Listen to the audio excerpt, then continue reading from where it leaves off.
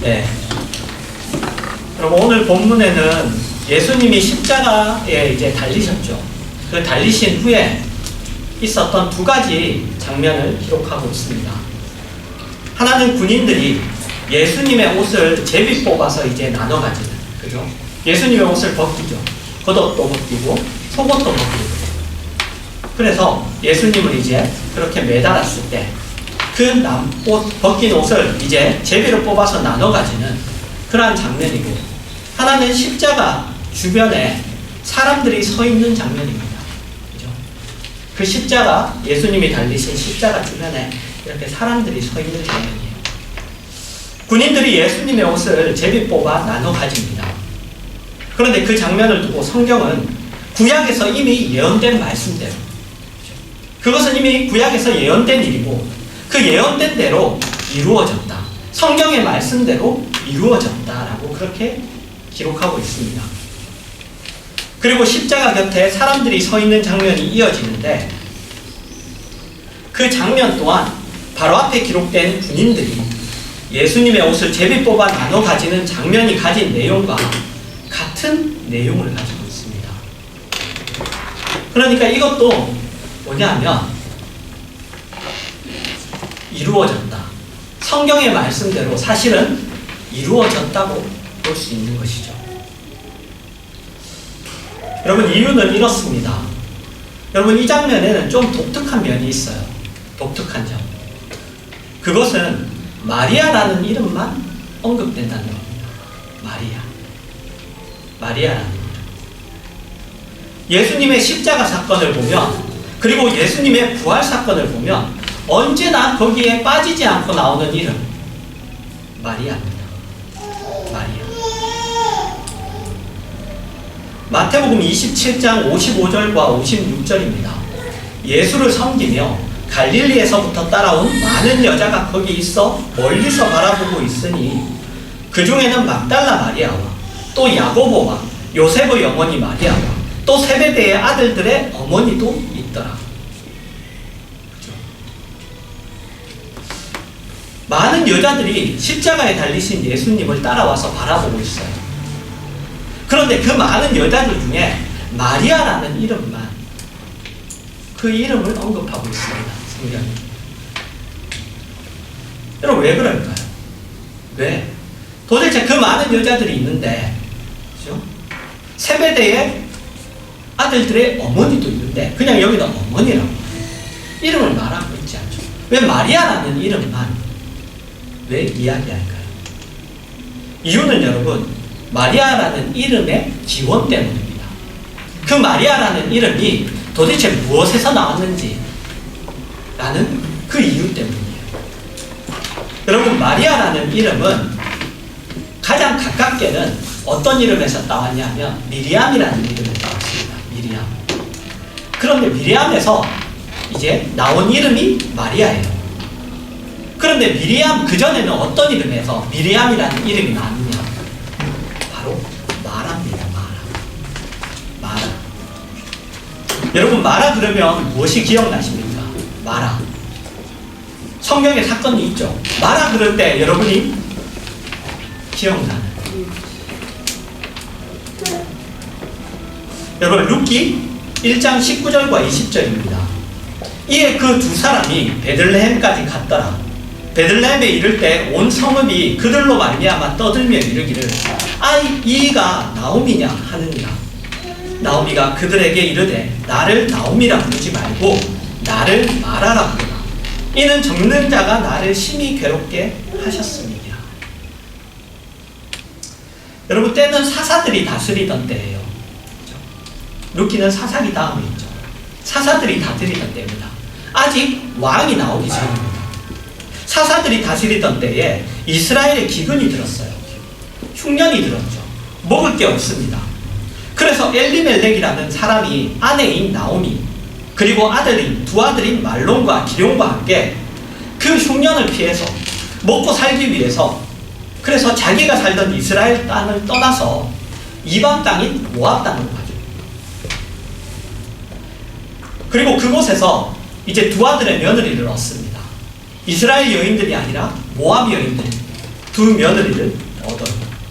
첫째 며느리가 이름이 오르바입니다. 그리고 둘째 며느리는 우리가 잘 아는 룻이죠. 네, 룻입니다. 그리고 그 땅에서 그렇게 옮겨간 그 땅에서 잘 지내면 되는데 그렇지 못했죠. 엘리멜렉이 죽습니다. 그리고 두 아들인 말론과 기련도 죽습니다. 이제 남은 사람은 누구냐? 나오미와 두 며느리밖에 없어요. 그 두 아들도 자식을 남기지 못했어요. 나오미와 그 두 아들밖에 없습니다. 두 아들이 아니라 두 며느리밖에 없죠. 그래서 나오미가 이제 얘기하죠. 이스라엘 땅에 이제 기근이 끝났다고 하더라. 흉년이 끝나고 거기에 이제 먹을 것이 있다고 하더라. 그 소식을 내가 들었다. 그러니 나는 이제 이스라엘 땅으로 돌아가겠다. 며느리 너희들은 그냥 너희가 가고 싶은 곳으로 가라. 친정으로 다시 돌아가서 너희가 아직 삶이 많이 남았으니 그러니 너희는 다시 재가를 하든 다시 결혼을 하든 그렇게 가서 너희들의 삶을 그렇게 가꾸며 살아라 라고 그렇게 얘기합니다. 그러자 이제 첫째인 며느리 오르바는 떠납니다. 그리고 둘째인 룻은 나오미, 시어머니 나오미와 함께 하겠다고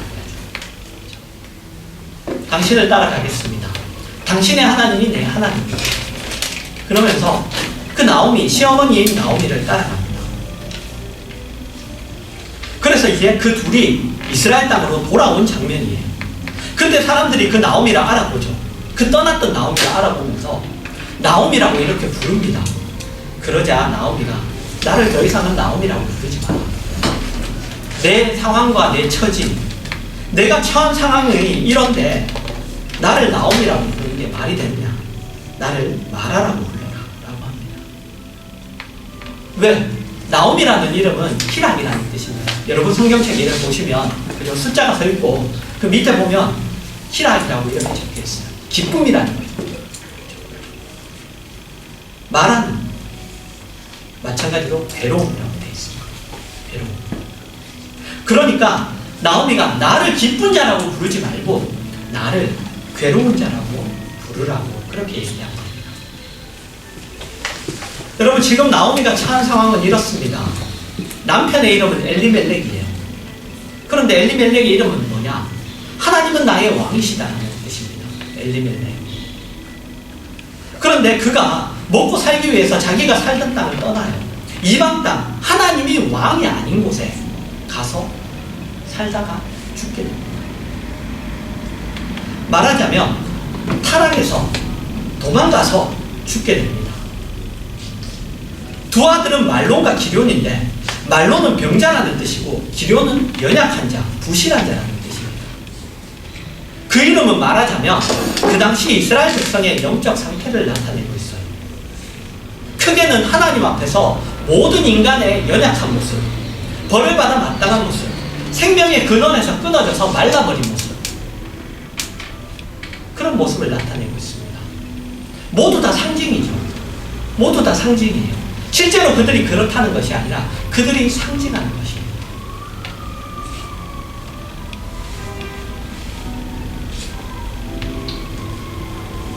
다 죽었어요.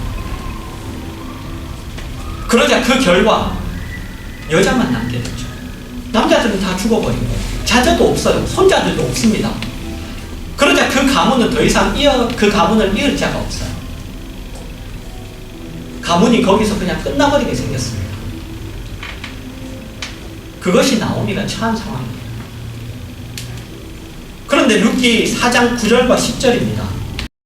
보아스가 장로들과 모든 백성에게 이르되 내가 엘리멜렉과 기럯과 말론에게 있던 모든 것을 나오미의 손에서 산 일에 너희가 오늘 증인이 되었고 또 말론의 아내 모압 여인 룻을 사서 나의 아내로 맞이하고 그 죽은 자의 기업을 그의 이름으로 세워 그의 이름이 그의 형제 중과 그곳 성문에서 끊어지지 아니하게 하매 너희가 오늘 증인이 되었느니라 하니.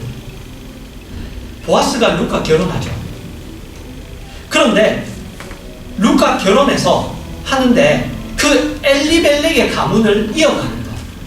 엘리멜렉의 가문이 그냥 나가고 끝나는 것이 아니라 그 가문을 잇는 것을 그 결혼의 가장 큰 목적과 그리고 자기가 그 결혼에서 책임져야 되는 가장 큰 책임으로 이렇게 얘기하고 있어요.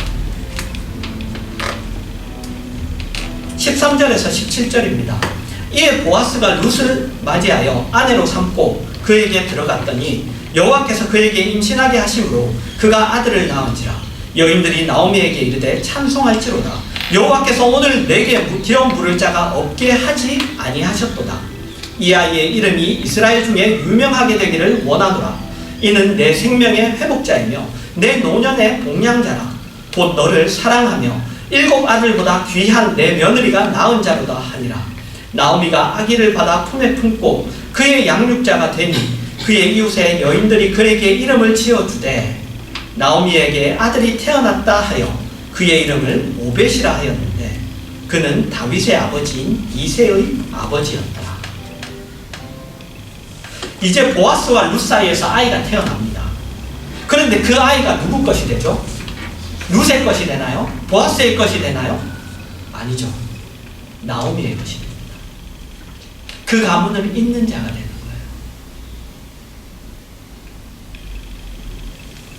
그래서 여러분 성경에 보면 이런 표현들이 자주 나와요. 예를 들면 이사야 54장 1절에서 3절입니다. 잉태하지 못하며 출산하지 못한 너는 노래할지어다. 산고를 겪지 못한 너는 외쳐 노래할지어다. 이는 홀로 된 여인의 자식이 남편 있는 자의 자식보다 많음이라. 여호와께서 말씀하셨느니라.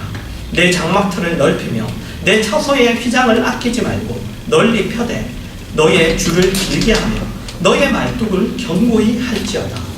이는 내가 장으로 펴지며 내 자손은 열방을 얻으며 황폐한 성읍들을 사람 살 곳이 되게 할 것입니다. 여러분 나오미에 관한 얘기입니다. 홀로 된 여인이죠. 그런데 자식이 남편 있는 자의 자식보다 더 많다고 해요. 홀로 있는. 그러니 노래하랍니다. 즐거워하랍니다. 장막터를 넓히고 휘장을 널리 펴랍니다. 하나님의 주시는 축복으로 이제 넘칠 거라고 그렇게 이야기하는 것이죠. 여러분 오늘 본문으로 다시 돌아와서 십자가 주변에 마리아들이 서 있어요. 마리아들이 서 있습니다. 고통 속에 있는 자들이죠. 지금 고통 속에 있는 자들이 십자가 주변에 서 있는 거예요. 그들에게는 절망과 멸망만 있고 기쁨과 희망이 없습니다. 생명도 가문도 기업을 이을 자도 없어요. 고통 속에 있습니다. 마리아죠. 그런데 그 상황이 변하게 됩니다. 그 상황이 변해요. 성경은 그것을 이렇게 표현합니다. 이사야 9장 1절과 2절입니다. 전에 고통받던 자들에게는 흑암이 없으리로다. 옛적에는 여호와께서 스불론 땅과 납달리 땅이 멸시를 당하게 하셨더니 후에는 해변길과 요단 저쪽 이방의 갈릴리를 영화롭게 하셨느니라. 흑암에 행하던 백성이 큰 빛을 보고 사망의 그늘진 땅에 거주하던 자에게 빛이 비치도다. 절망 속에 있던 자들입니다. 그들에게 이제 빛이 비치죠. 어떻게 빛이 비치느냐? 3절에서 7절입니다. 주께서 이 나라를 창성하게 하시며 그 즐거움을 더하게 하셨으므로 추수하는 즐거움과 탈취물을 나눌 때의 즐거움같이 그들이 주 앞에서 즐거워하느니 이는 그들이 무겁게 맨 멍에와 그들의 어깨의 채찍과 그 압제자의 막대기를 주께서 꺾으시되 미디안의 날과 같이 하셨음이니라. 어지러이 싸우는 군인들의 신과 피 묻은 갑옷이 불에 섭같이 살라지리니 이는 한 아기가 우리에게 낳고 한 아들을 우리에게 주신 바 되었는데 그의 어깨에는 장사를 메었고 그의 이름은 기묘자라 모사라 전능하신 하나님이라 영존하시는 아버지라 평강의 왕이라 할 것이니라. 그 정사와 평강에 더함이 무궁하며 또 다윗의 왕자와 그의 나라에 군림하며 그 나라를 굳게 세우고 지금 이후로 영원히 정의와 공의로 그것을 보존하실 것이라. 만군의 여호와의 열심히 이를 이루시리라. 그 절망을 기쁨과 소망으로 바꿔놓은 사건, 그것이 바로 십자가 사건인 것을 성경이 이미 분명하게 기록하고 있습니다. 그리고 예수님의 부활 소식도 보면 여러분, 부활하신 예수님은 누가 제일 처음 만나죠? 마리아예요. 마태복음 28장 1절에서 8절입니다. 안식일이 다 지나고 안식 후 첫날이 되는 새벽에 막달라 마리아와 다른 마리아가 무덤을 보려고 갔더니 큰 지진이 나며 주의 천사가 하늘로부터 내려와 돌을 굴러내고 그 위에 앉았는데 그 형상이 번개 같고 그 옷은 눈같이 희건을 지키던 자들이 그를 무서워하며 떨며 죽은 사람과 같이 되었더라. 천사가 여자들에게 말하여 이르되 너희는 무서워하지 말라. 십자가에 못 박히신 예수를 너희가 찾는 줄을 내가 아노라. 그가 여기 계시지 않고 그가 말씀하시던 대로 살아나셨느니라. 와서 그가 누우셨던 곳을 보라. 또 빨리 가서 그의 제자들에게 이르되 그가 죽은 자 가운데서 살아나셨고 너희보다 먼저 갈릴리로 가시나니 거기서 너희가 배우리라 하라고. 내가 너희에게 일렀느니라 하거늘 그 여자들이 무서움과 큰 기쁨으로 빨리 무덤을 떠나 제자들에게 알리려고 다름질할세. 여자들이라고 했는데 거기서 언급되는 이름은 마리아죠. 고통 속에 있는 자들에게 여러분 기쁜 소식이 전해지는 거예요. 그 죽으셨던 예수님이 부활하신 그 기쁜 소식이 그 마리아에게 전해지는 거예요. 여러분, 우리는 마리아 이전에 마라였고 우리는 마리아였습니다. 우리는 잉태하지 못하는 자였습니다. 고통 중에 있었고 절망 중에 있었습니다. 기업을 이을 수도 없고 축복을 받을 수도 없었어요. 가문이 몰락했습니다. 가문이 망했어요. 남은 것은 심판과 저주밖에 없습니다. 희망이 없는 자였습니다. 그러나 하나님이 우리를 버려두지 않으시고 예수 그리스도로 말미암아 우리를 영원한 나라의 백성으로 그분의 자녀로 삼으셨습니다. 그래서 영원한 소망에 있게 하시고 기쁨과 영광의 그 존귀의 자리에 가게 하셨습니다. 이제 우리에게 남은 것은 여러분 기쁜 소식뿐입니다. 그것을 구약에서 아주 멋진 사건으로 이미 기록하고 있습니다. 여러분들도 잘 아는 사건이에요. 출애굽기 15장 22절에서 25절입니다. 모세가 홍해에서 이스라엘을 인도하며 그들이 나와서 수르 광야로 들어가서 거기서 사흘 길을 걸었으나 물을 얻지 못하고 마라에 이르렀더니 그곳 물이 써서 마시지 못하겠으므로 그 이름을 마라라 하였더라. 백성이 모세에게 원망하여 이르되 우리가 무엇을 마실까 하며 모세가 여호와께 부르짖었더니 여호와께서 그에게 한 나무를 가리키시니 그가 물에 던지니 물이 달게 되었더라. 거기서 여호와께서 그들을 위하여 법도와 율례를 정하시고 그들을 시험하셨어요. 이스라엘 백성이 홍해를 건넌 지 얼마 되지 않아 일어난 일입니다. 쓴 물을 달게 하기 위해 나무를 사용했죠. 오늘 본문으로 이야기하면 마리아들 가운데 십자가가 서 있는 거예요. 쓴 물에다가 나무를 던졌듯이 마리아들 가운데 십자가가 서 있습니다. 쓴 물 가운데 나무를 던져 그 물을 달게 하듯이 십자가로 우리의 모든 쓴 것들을 고치시는 것이죠. 여러분, 지금까지의 내용이 바로 성경이 마리아라는 이름을 하고 많은 여자들의 이름들 중에 그리고 다른 사람들의 이름들 중에 꼭 십자가와 부활 사건에서 빼놓지 않고 마리아라는 이름을 언급하는 그 이유입니다. 그래서 여러분, 오늘 본문에서 우리가 주목하고 놀라야 하는 것은 여러분, 어떻게 이 이야기들이 이미 예언되었고 그것이 맞아떨어졌으며 아니면 이미 이렇게 이야기가 이 안에 이렇게 숨은 뜻이 있어서 이것이 이렇게 이루어졌구나. 봐라, 이렇게 일들이 착착착 이루어졌다. 이게 얼마나 거짓이 아니고 이게 얼마나 사실인가. 이게 아니에요. 그게 아닙니다. 그런 것이 아니라 성경에서 여러분들이 이런 일들을 볼 때마다 어떤 게 맞아떨어지고 아니면 뭐 응했다고 하고 그 다음에 그 안에 숨은 뜻이 이렇게 풀리는 것들을 볼 때마다 이게 얼마나 사실인가, 아니면 이게 얼마나 재밌고 이게 얼마나 이렇게 한치 오차도 없이 이렇게 계획된 것인가? 이런 것들이 아니라 여러분, 하나님이 우리를 복된 길로, 이 길로 인도하시기 위해서 어떻게 미리 준비하셨고 그분이 가진 모든 지혜와 능력을 동원해서 우리를 붙드시고 복된 자리로 인도하시는가? 그것에 우리는 주목해야 되고 우리가 그것을 놀라워해야 됩니다. 우리를 향한 하나님의 사랑의 그 열심, 그분으로 인하여 우리가 가지게 된 이 생명, 그리고 이 복된, 복음으로 얻게 된 영원한 소망들, 우리가 그것을 기억해야 하는 것이죠.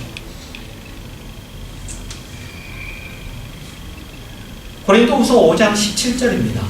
그런 중 누구든지 그리스도 안에 있으면 새로운 피조물이라 이전 것은 지나갔으니 보라 새 것이 되었도다.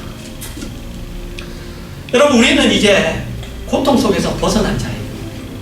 새 생명을 얻어 하나님의 자녀라는 이름으로 새 길을 걷는 자입니다. 새로운 목표를 가진 새로운 존재들입니다. 여러분, 그것이 우리의 기쁨이고 그것이 우리의 감사예요. 이제 새로운 길을 걸을 수 있고 이제 새 생명을 가지고 살 수 있다는 것. 나의 목표가 세상과 같지 않고 이제 새로운 목표, 그것이 우리의 기쁨이고 그것이 우리의 감사입니다. 그러나 이전에 고통 속에 있었던 삶들을, 그러니 우리가 더 이상 반복해서는 안 되죠. 더 이상 그 이전에 살던 그런 삶들을 반복해서는 안 됩니다. 더 이상 우리가 모압 땅에 가서 살면 안 되는 것이죠. 우리는 돌아와야 합니다. 하나님의 자녀라는 이름에 합당한 위치, 하나님의 이름에 합당한 그 보람, 의미, 책임, 그것이 있는 길로 우리는 돌아와야 되는 것이죠. 하나님이 이미 꺼내주신 그 제약된 길을 다시 쳐다보지 말고, 노예 생활을 하던 애굽을 나오게 되었는데도, 그런데도 불구하고 여전히 그곳에 있을 때와 지금을 비교하지 말고, 이스라엘 백성이 그랬죠. 거기 있을 때는 내가 고기도 먹었고, 광야에서 고기도 먹고, 거기 있을 땐 내가 부추도 먹었고, 거기 있을 땐 내가 마늘도 먹었고, 늘 그랬죠. 늘 그것과 지금 본인들이 처한 상황들은 늘 비교했어요. 그러면서 불평하고 불만하고 원망하고 그랬죠. 그래서는 안 되는 겁니다. 다시는 종의 멍에를 내지도 말아야 되죠. 시험과 유혹과 협박에 지지도 말아야 됩니다. 여러분, 그것은 우리가 해야 할 일이 아닙니다. 우리가 해야 할 일은 여러분, 그것이 아니라 하나님이 허락하신 이 영광스러운 소망들, 하나님이 우리에게 약속하시고 우리에게 허락하신 그 소망들을 우리의 기쁨으로 가지는 거예요. 더 이상 옛날에 있었던 고기, 부추, 마늘, 그것이 우리의 기쁨이 아니라 하나님이 이제 우리 앞에 펼쳐놓으시고 우리 앞에 주시기로 허락하시고 약속하신 것들, 그것을 우리의 기쁨으로 가지는 겁니다. 우리의 지금 우리된 모습을 소중히 여길 줄 알고 감사하게 여길 줄 알고, 지금의 내 모습이 비록 연약하고 부족할지라도 그것을 자랑할 줄 아는,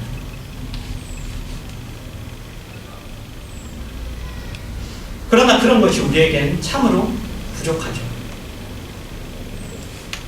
우리는 하나님이 베푸신 사랑, 긍휼, 능력, 그 지혜로 베푸신 십자가를 너무 쉽게 얘기합니다. 너무 아무것도 아닌 것 같이 얘기해요. 여러분, 예수를 믿으면 구원을 얻고 기도하면 무엇이든지 잘 되고, 그런 값싼 이야기가 아닙니다. 지금 우리 된 것이 하나님의 그 준비하심, 그 행하심, 그 열심, 하나님의 열심이 반드시 이루리라. 그 열심으로 주님이 십자가에 달려 죽으시는 것으로만 이루어질 수 있었습니다. 여러분, 그것을 기억하시고, 그래서 지금 여러분이 가지고 있는, 지금 여러분이 얻은 신분, 약속들, 그리고 그 지위들, 그것을 놓치지 않는 여러분들 되시기를 주님의 이름으로 축원합니다.